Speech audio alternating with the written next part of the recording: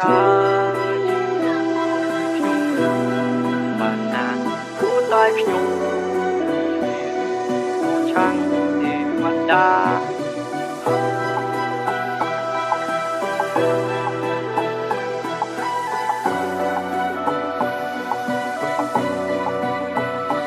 ញុំហូរយងថ្វាយនឹងគុំទៅព្រះសម្មាបស័យខ្ញុំស្លាប់សុំមកខ្លាចជាផ្សែងកច្ឆាសញ្ញានឹងខ្លួនឯងឈប់បង្ហូរទឹកនេត្រាថ្ងៃដែលយំម្ដងទៀតគឺជាថ្ងៃដេកលើដុល្លារមិនបាច់ដើរជុំមើលសិនជាអ្នកខៃរ៉ាបស័យដាក់មុនគោរពជាទីរ៉ាបើចង់សើចំអកឬក្អកមុសាខ្ញុំធ្វើធម្មតាតែខ្ញុំមានចលនា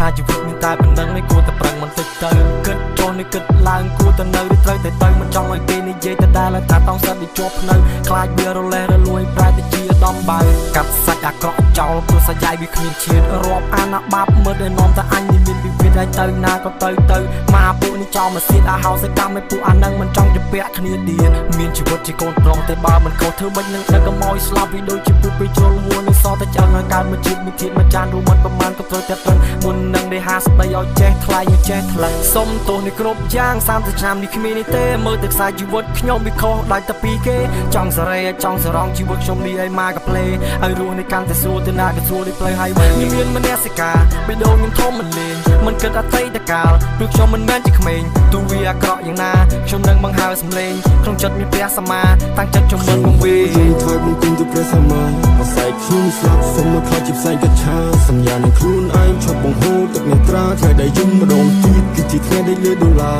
មិនបាច់ដើរជុំមើលសិនជាអ្នកខៃរ៉ាបស័យដាក់មុនគោរពជាទីរ៉ាបើចង់សើចំអកឬក្អកមិនសាខ្ញុំធ្វើធម្មតាតែខ្ញុំមានចលនា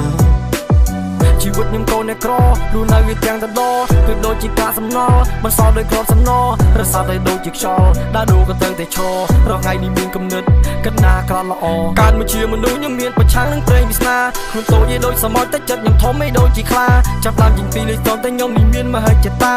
នៅពេលដូចជាខ្មោចតែខ្ញុំគោរពដល់ទេវតា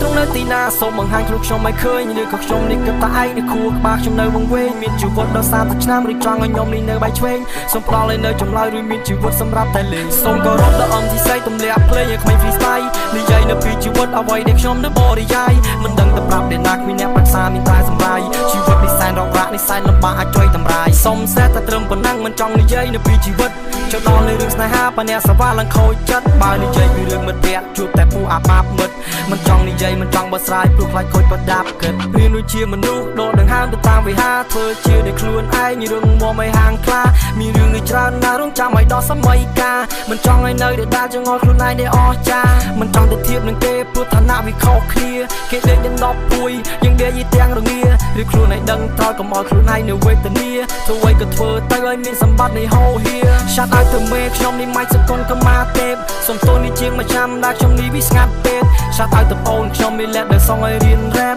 ឥឡូវខ្ញុំបានប៉ុណ្ណឹងសំដីសិនហើយឲ្យងុយពេអរគុណដល់អំស៊ីស័យ